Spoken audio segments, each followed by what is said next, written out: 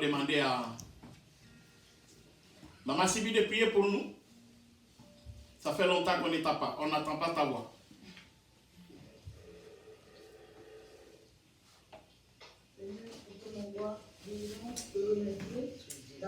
Merci Seigneur.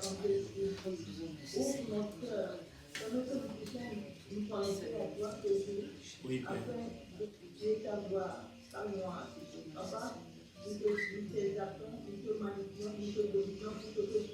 Oui, Père. Merci de nous avoir gardés jusqu'à présent que nous sommes encore en Merci de nous avoir donné afin que nous puissions avoir du nourri de ta parole de toi, Papa. Merci d'aider tout le monde à nous connecter à ta parole, que nous puissions mettre ta parole en pratique, Seigneur. Nous voulons que toi, tu règnes dans notre cœur aujourd'hui. Règne sur nous afin que nous puissions évoluer dans ce que nous sommes en ce moment. Papa, nous voulons que Seigneur, que tu nous guides dans ce moment que nous puissions être avec toi, être remplis de ta présence tous les jours. Oui, Père. Nous éloigner de ce moment petit, c'est un moment petit que nous puissions profiter pour te rendre gloire. Oui, Père. Amen. Amen. Amen. Numéro 245. Mon Dieu, plus près de toi, plus près de toi. Plus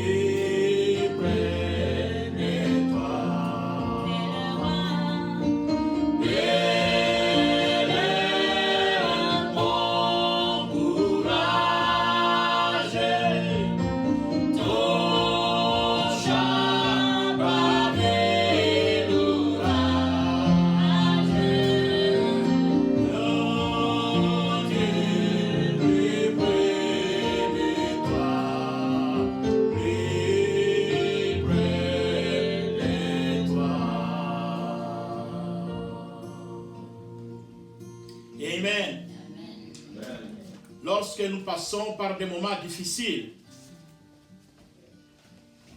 l'amour de Dieu me ramène tout près de lui. Et c'est ça ce que nous devons retenir dans les temps les plus difficiles aujourd'hui. Nous passons par des moments difficiles, mais nous devons savoir que l'amour de Dieu, plus la guerre est dure, plus elle nous approche de plus en plus de notre Seigneur. C'est pourquoi nous les glorifions. Nous allons continuer avec nos réflexions les semaines qui viennent de passer. La première semaine, je vous ai exhorté à chercher la face de l'Éternel pour une révélation. J'insiste sur le terme révélation pour que nous puissions comprendre simplement quel est le sens et la signification de ce qui arrive au monde. Plusieurs personnes, nous pouvons nous lancer dans la prière. Nous pouvons dire que le corona, c'est un démon. Et nous allons commencer à crier au nom de Jésus. Au nom de Jésus, c'est le plan du Satan. D'autres peuvent dire c'est la volonté de Dieu. Je suis en train de voir dans plusieurs, sur les médias, les réseaux sociaux, des pasteurs qui sont en train de dire des points de vue différents. Et des chrétiens qui sont en train de parler différemment. Certains disent que c'est le plan du diable. Et d'autres disent que c'est la volonté de Dieu. Et toutes ces choses-là, on ne sait pas encore. Et c'est la volonté de Dieu et c'est le plan du diable. C'est pourquoi je vous ai exhorté, quand j'ai commencé, je vous ai dit, faites un effort pour chercher la révélation de Dieu. Seul Dieu peut nous aider à comprendre qu'est-ce qu'il signifie, la situation dans laquelle nous passons aujourd'hui. Est-ce que c'est une rébellion de l'homme contre sa soumission à un Dieu et la création par lui-même de catastrophes qui fait que cela attaque le monde et sans que Dieu puisse mettre sa main là-dedans?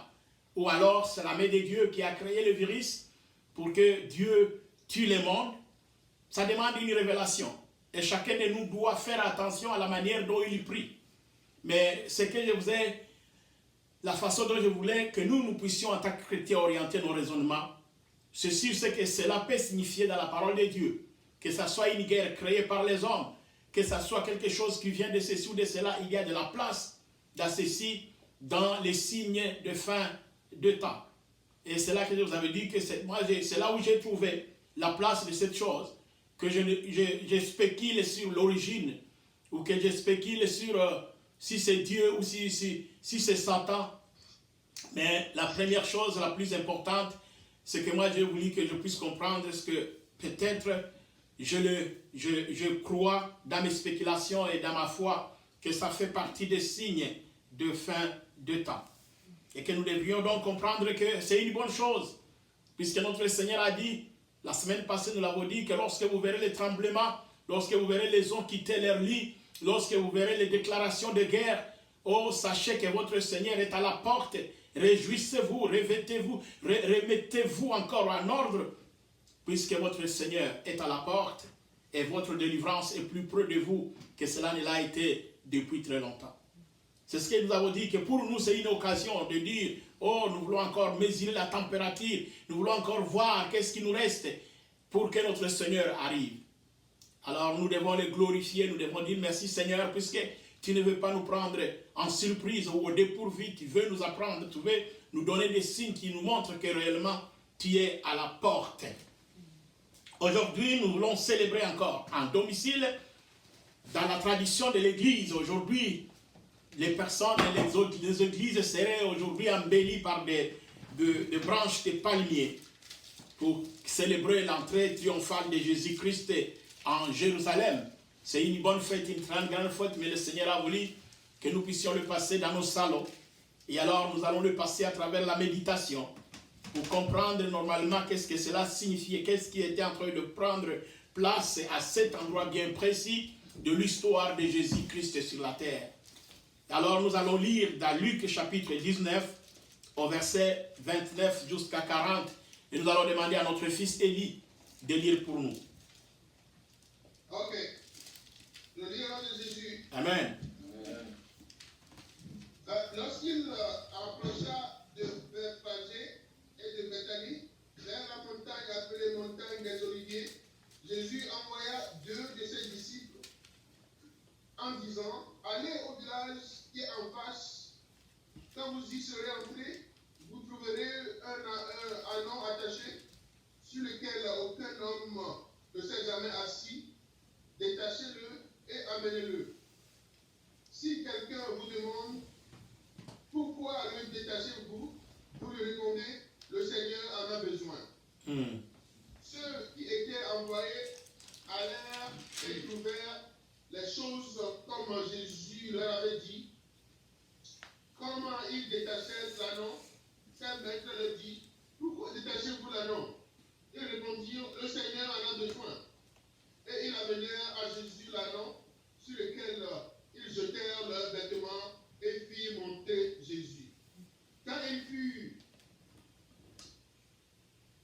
il fut en marche, les gens étendirent leurs vêtements sur le chemin. Et lorsque déjà ils approchèrent de Jérusalem vers la descente de la montagne des Oliviers, toute la multitude des disciples, saisis de joie, se mirent à louer Dieu à haute voix pour tous les miracles qu'il avait vus. Ils disaient, béni soit le roi qui vient au nom du Seigneur, paix dans le ciel et gloire dans les lieux très hauts. Quelques pharisiens du milieu de la foule disent à Jésus, Maître, reprends tes disciples. Et il répondit, je vous le dis, si se taisent, les pierres crieront. Les pierres crieront. Amen. C'est une bonne histoire. Mais pour nous, c'est une bonne histoire. Mais pour Jésus, c'était un moment très, très difficile. Je voudrais parler un peu de ce que ça signifie le temps ici.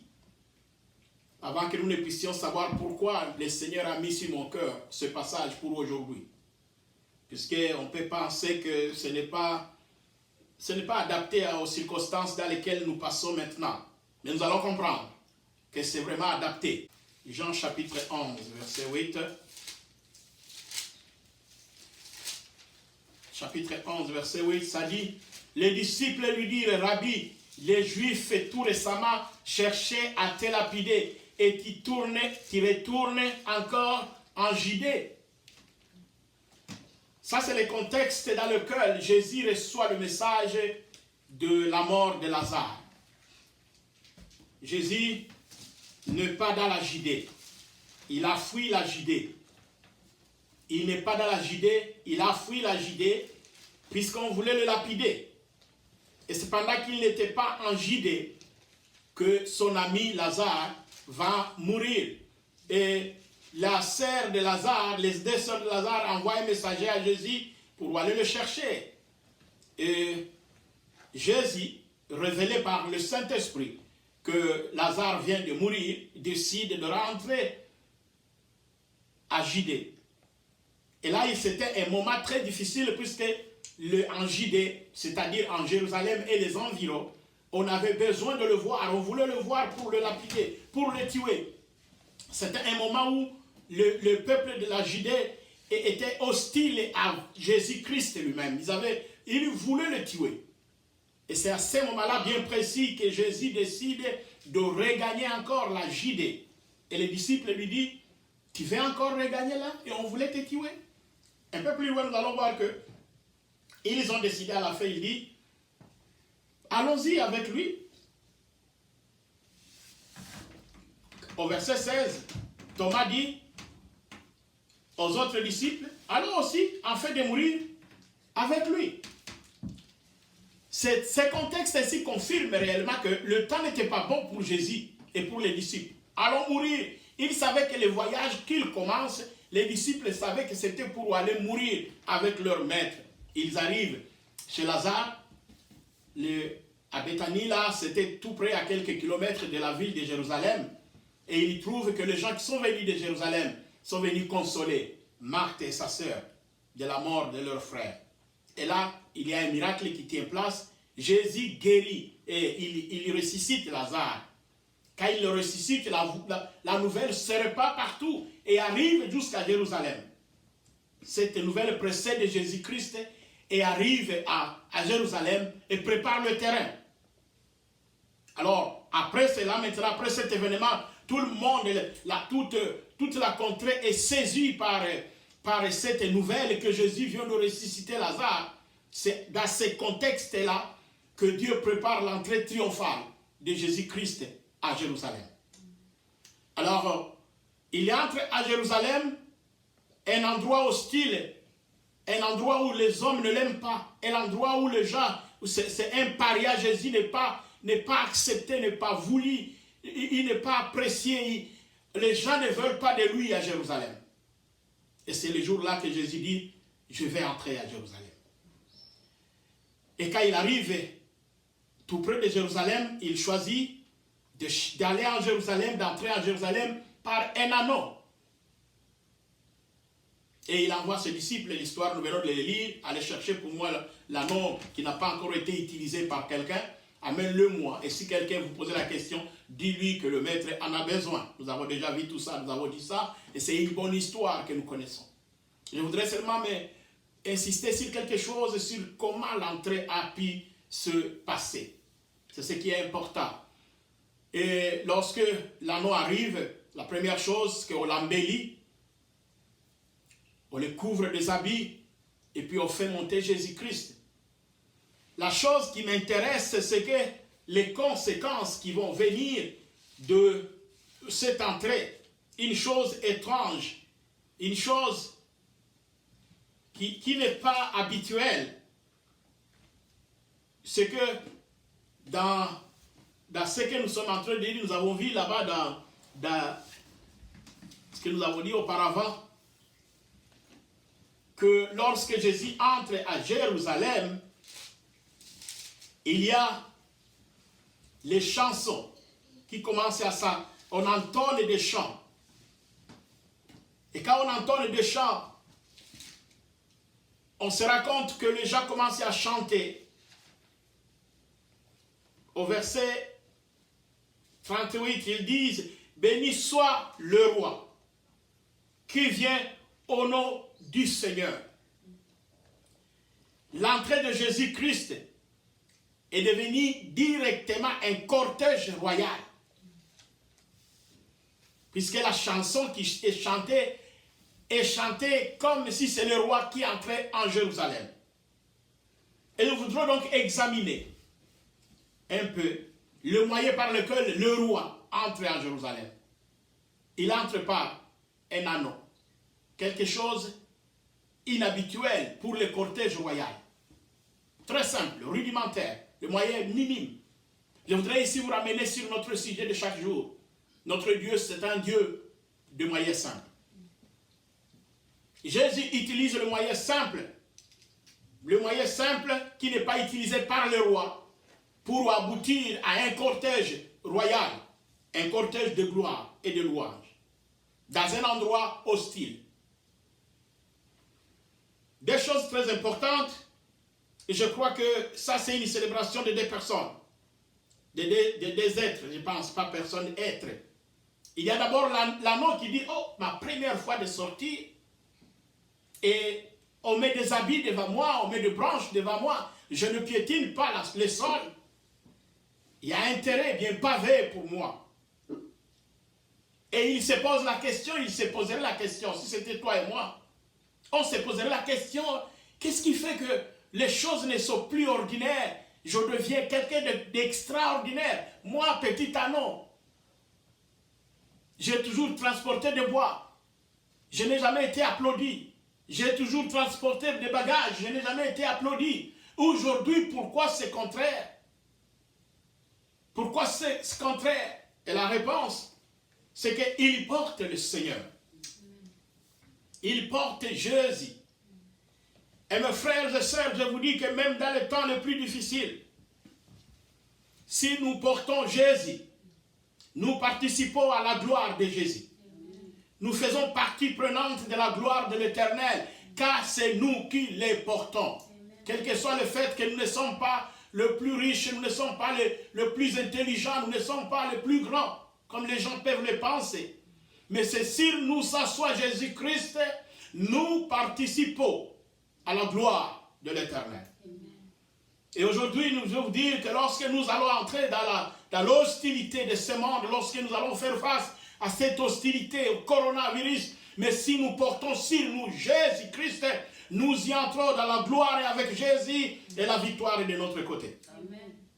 C'est pourquoi vous devez être sûr que vous représentez l'anneau sur lequel ce soit le Seigneur qui a vécu la mort, le Seigneur qui a donné le sang le plus précieux, le plus puissant que le coronavirus. Aujourd'hui, assis sur nous, assis à nous, il va nous permettre de participer à la gloire, à sa propre gloire. Jésus lui-même, il est triomphant. Il brise les barrières des hommes, les barrières et les questionnements des hommes. Il n'a pas peur. Il a brisé la peur. Les disciples voulaient avoir peur, voulaient l'empêcher de ne pas partir, voulaient les confiner, comme nous sommes confinés aujourd'hui. Les disciples sont parmi les gens qui pouvaient dire à Jésus, ne quittez pas ce lieu, tu vas mourir. Mais mes frères et sœurs, sur le plan de santé, comme je vous ai toujours expliqué, nous devons obéir à ce que les hommes de santé nous disent. Nous devons avoir la distance, nous devons nous laver les mains, nous devons être prudents. Mais nous ne devons pas tomber dans la peur. La peur est en train d'amener beaucoup de gens, de tuer beaucoup de gens avant même que le coronavirus ne vienne les prendre. Puisque les médias peuvent avoir exagéré les choses au point d'arriver à annihiler et à effacer la foi que notre Seigneur ne peut plus rien faire. Les choses qui sont en train de se passer aujourd'hui, les hommes et les femmes sont en train de nous convaincre que même Christ et son sang n'est pas capable aujourd'hui de protéger ses enfants devant le coronavirus. Il le présente comme le grand géant. Mais mes frères, dans le confinement, ayons quelqu'un comme Thomas qui dit, allons mourir avec Christ. Si nous mourons ou si nous vivons, nous sommes de Jésus. Et nous devons comprendre que notre problème, notre préoccupation, ce n'est pas la mort. Notre crainte, ce n'est pas la mort. Notre problème, c'est Jésus, comment nous sommes en relation avec lui. Et je vous assure, mes frères et sœurs, que si nous nous cramponnons nous parlons de Jésus, nous vivons la réalité de la foi, là où nous sommes, le Seigneur nous fera en sortir. Et nous allons participer à sa gloire. Que ça soit dans la chair, ou que ça soit dans l'esprit. Mais notre Dieu est là pour nous. Donc ce temps ici était un temps très difficile pour Jésus. Un temps très difficile pour les disciples. Un moment de retour en Judée, ils ne pouvaient pas savoir comment cela va se passer. Puisque quelques jours avant, c'était la lapidation. Jésus devait être lapidé. Mais mes frères et sœurs, Jésus, c'est un Jésus. C'est un fils de Dieu. Lorsqu'il entre là où les hommes sont hostiles, il change les choses. Il y a des choses qui se créent lorsque Jésus arrive. Il y a des choses. Il y a la gloire et il y a la jalousie. Il y a la gloire et la jalousie. Lorsqu'il arrive, les hommes et les femmes qui l'ont vu guérir et ressusciter Lazare, ils ont enlevé leurs habits, ils ont étendu leurs habits sur le sol, ils ont commencé à entonner un chant de louange qui ne se terminait pas. Béni soit le Seigneur, béni soit le roi qui entre dans la gloire du Seigneur. Et la jalousie, les pharisiens qui viennent et disent, taisez-vous, demandez à tes gens de cette terre et de ne pas te proclamer roi, puisque tu n'es pas roi. Et Jésus de leur répondre que si ceux-ci se taisaient, les pierres crieront. Si vous vous taisez dans le confinement, et de ne pas continuer à lancer un cri de joie et de louange à l'Éternel, si vous restez confinés et confinés par le cœur et par le corps, il y a des pierres qui vont lancer des cris et vont continuer à louer le Seigneur. C'est pourquoi je vous dis, mes frères et sœurs, ne soyez pas exterminés par la peur. Nous le savons, prenons les précautions nécessaires que nous prenons. Le minimum que nous pouvons faire, le maximum sera fait par Dieu lui-même. Le minimum que nous pouvons faire, le maximum sera fait par Dieu. Puisque nous les hommes, nous ne pouvons faire que le minimum. Le maximum de notre protection revient en Dieu lui-même. Alors c'est pourquoi nous devons simplement entonner un chant de louange, de gloire, même à travers les moments difficiles, les moments de tempête, les moments de difficulté. Dans notre confinement, soyons là et croyons que notre Dieu est plus près de nous qu'il ne l'a été dans les bons moments. Aujourd'hui, le Dieu est plus près de nous. Et c'est un temps de triomphe. Entrons dans cette période troublante, dans cette période hostile, dans cette période de peur, de crainte. Entrons avec triomphe, puisque nous portons sur nous Jésus-Christ. Nous avons sur nous la marque du Seigneur Jésus. Ce que Paul a dit, je porte la marque du Christ sur moi. Et n'ayez pas peur. Prions le Seigneur. Profitons de ce temps de silence, de calme, pour louer le Seigneur, pour l'adorer, pour dire merci Seigneur. Et fais-nous de révélations, pour qu'en sortant d'ici, nous puissions être plus forts que lorsque nous avons été enfermés. C'est comme ceux-là ici, dans leur confinement, ils ont été là-bas chassés. Mais lorsque le Seigneur les a donné le courage, les miracles ont commencé à Béthanie, de résurrection des hommes. En sortant des confinements, de résurrection des âmes doivent avoir lieu, doivent prendre place. Et une gloire de l'Éternel dans l'entrée triomphale, dans les choses et dans les moments les plus difficiles et hostiles. C'est un bon endroit où nous allons nous recueillir, nous allons encore nous réformer dans notre foi, dans un endroit isolé. Profitons de ce temps ici pour encore réorganiser notre foi, pour que lorsque nous sortons de résurrections humaines, puisse avoir lieu. Pour que nous sortions du confinement très fort, en fait de faire face aux hostilités par un triomphe du roi, notre Seigneur Jésus-Christ. C'est pourquoi je vous demande encore une fois de passer ce temps de méditation, un temps de méditation dans le Seigneur, en réfléchissant si, comment notre Dieu, notre Jésus, remporte des victoires, des gloires à des endroits hostiles. Et s'il l'a fait à Jérusalem, nous allons le faire face au corona. S'il l'a fait face aux pharisiens, nous allons le faire face au corona. Puisque nous portons Jésus, nous sommes les anneaux, nous portons Jésus, nous allons participer à sa gloire. Et c'est ça ce que je vais seulement vous dire, mes frères, mes sœurs, mes enfants, fils et filles, soyez forts, tenez fort, notre Dieu est de notre côté. Amen. Utilisez les petits moyens que vous avez. La petite Bible, la petite chambre, un endroit où vous retrouvez, trouvez un moment de chercher la face de l'Éternel. Ne soyez pas distraits, puisque c'est un moment où aussi les gens peuvent beaucoup dormir, ils peuvent être distraits, ils peuvent oublier de lire la Bible, ils peuvent oublier de s'attacher à Dieu et de rechercher d'autres moyens de s'occuper, de se distraire, et ces moyens qui ne sont pas adaptés à la vie chrétienne. Mais je vais vous conseiller que pendant ce temps, multipliez les moments de lire la parole de Dieu. Multipliez les moments de la prière, trouvez des occasions pour que vous puissiez être bien connectés avec le Seigneur. Que notre Seigneur soit encore avec vous pendant ces moments difficiles. Et nous savons que du reste, lorsque les mesures seront levées, nous serons encore vivants ensemble et nous allons louer le Seigneur, le glorifier. Et nous allons sortir du confinement plus fort que nous sommes entrés. C'est là dans le nom de Jésus. Amen.